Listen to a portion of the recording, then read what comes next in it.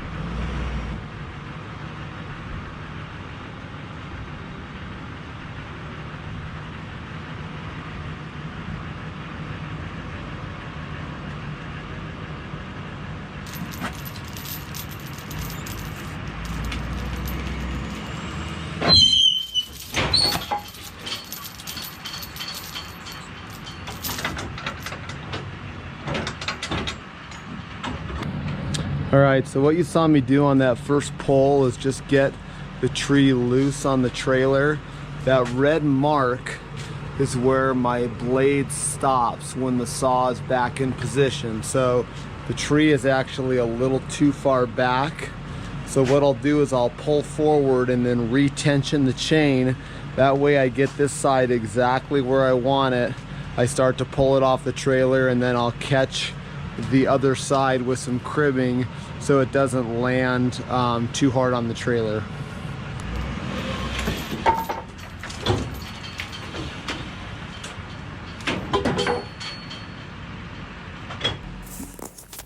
All right, in this next clip you'll see me put the large beam underneath the end that I'm going to catch. That way the tree is pulled off the trailer and lands on this cross piece and doesn't land on the rails of the mill and pull it out of alignment. Unfortunately, I lost the footage of me doing this, but you can kind of see in this still shot how the wood is positioned and how it catches the load. All right, in this clip you can see me using the chain and the log arch trailer to kind of pick the log up a little bit and recenter it on the mill rails. What I'm doing right here is I'm backing my trailer up and I'm actually pushing the log. The end closest to us is still sitting on that wood blocking, so the mill rails are supporting very little weight. It's really important to understand that. If you just put a log on your tracks and you push it with the trailer, it'll push the whole thing backwards. It catches on the cross sections. So make sure you put that blocking underneath there if you're going to use that technique.